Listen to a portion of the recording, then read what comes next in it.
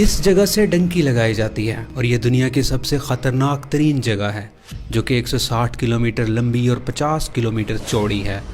دونوں طرف سمندر، بیچ میں گھنا جنگل، زہریلے سانپ، بچھو اور ایسے کیڑے جن کے ایک ڈنگ سے آپ چند سیکنڈ میں مر سکتے ہیں۔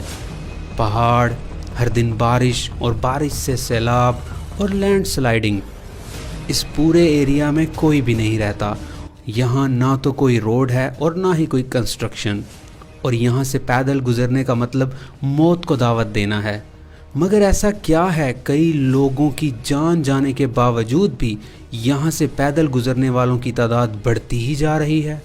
2021 میں 1,30,000، 2022 میں 2,50,000 اور 2023 کے سپتمبر تک 3,60,000 لوگ یہاں سے گزرنے کی ٹرائی کر چکے ہیں، جن میں سے اکثر مر بھی گئے ہیں اور بعض نے یہ جگہ کراس کر بھی لی ہے۔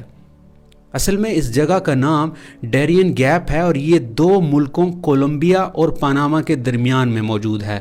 پاناما سے آگے سینٹرل امریکہ، میکسیکو اور پھر USA موجود ہے۔ تو معاملہ کچھ یوں ہے کہ کولمبیا اور اس کے ساتھ وینزویلا، ہیٹی، افریقہ اور ایشیا سے لاکھوں کی تعداد میں لوگ اپنے بہتر روزگار اور بہتر زندگی کے لیے اپنا ملک چھوڑ کر غیر قانونی طور پر امریکہ جانا چاہتے ہیں، کیونکہ قانونی طور پر وہ امریکہ کے ویزے کی ریکوائرمنٹس پوری نہیں کر پاتے، اسی لیے وہ غیر قانونی طریقہ جس کو ڈنکی کہا جاتا ہے کا استعمال کرتے ہیں۔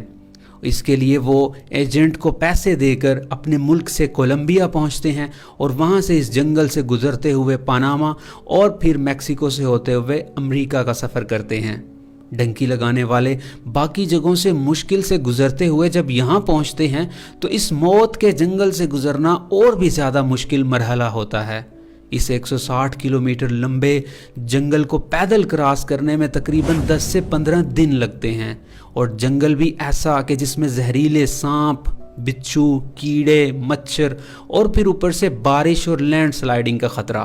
اب آپ تصور کریں کہ یہاں سے گزرنے یا پھر یہاں رات گزارنے والے لوگوں کی حالت کیسی ہوگی کہ آپ کو نہ تو فرسٹ ایڈ دستیاب ہے، نہ آپ واپس جا سکتے ہیں۔ بعض لوگوں کے پاس تو کھانے کے لیے بھی کچھ نہیں ہوتا، تو وہ درختوں کے پتے اور گندا پانی پی کر گزارا کرتے ہیں۔ موت کا خطرہ ہر وقت ان کے سر پر لٹک رہا ہوتا ہے، مگر مجبوراً اپنی بھوک مٹانے اور بہتر زندگی یا اپنے گھر والوں کے لیے کرنا پڑتا ہے، اور ہر سال یہ تعداد بڑھتی ہی جا رہی ہے۔ یہاں نہ تو کوئی سڑک ہے اور نہ کوئی آبادی۔ ایسا کیوں ہے؟ کیا کوئی بنانا نہیں چاہتا یا بن نہیں سکتا؟ تو اس کا جواب یہ ہے کہ نہ تو کوئی بنانا چاہتا ہے اور نہ ہی یہاں بن سکتا ہے۔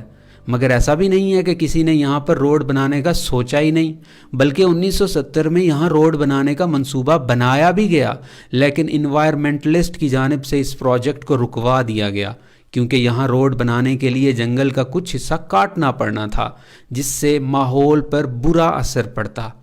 یہاں تقریباً سارا سال بارش ہی ہوتی رہتی ہے، جس سے سیلاب اور لینڈ سلائیڈنگ عام ہے، اور دھوپ بھی نہیں نکلتی، تو یہاں سڑک بنانا بہت زیادہ مشکل ہے۔ اس کے علاوہ یہاں زہریلے سانپ اور کیڑے مکوڑے بہت ہیں جو چند سیکنڈ میں انسان کی جان لے سکتے ہیں، اور اس سب کو اگر ہم کور کر بھی لیں تو بھی ایک اور وجہ یہ ہے کہ کولمبیا اپنے ڈرگز کی وجہ سے دنیا میں بدنام ہے۔ اگر یہاں روڈ بن بھی گئی تو اگلا خطرہ یہ ہے کہ ان ڈرگز کو سمگل کر کے پھر اس راستے کے ذریعے سے پاناما اور میکسیکو سے ہوتی ہوئی USA تک پہنچ جائیں گی، جو کہ USA نہیں چاہتا۔ اس کے علاوہ کولمبیا کی امریکہ کے ساتھ کچھ خاص نہیں بنتی، مگر امریکہ کی پاناما کے ساتھ کافی بنتی ہے۔ اس کی وجہ یہ ہے کہ پہلے پاناما کولمبیا کا ہی حصہ تھا، مگر اس ڈیرین گیپ کی وجہ سے کولمبیا پاناما پر ڈائریکٹ کنٹرول نہیں کر سکتا تھا، جس وجہ سے پاناما کے لوگوں نے اپنے لیے ایک الگ کنٹری کی تحریک شروع کر دی، جس میں امریکہ نے پاناما کا ساتھ دیا، کیونکہ امریکہ کو اپنی ٹریڈ کے لیے پہلے بہت لمبا سفر سمندر میں ایک طرف سے دوسری طرف جانے کے لیے کرنا پڑتا تھا، مگر پاناما کے ساتھ دینے سے اس کو پاناما کینال سے ایک شارٹ کٹ راستہ دوسری طرف پہنچنے کے لیے مل سکتا تھا۔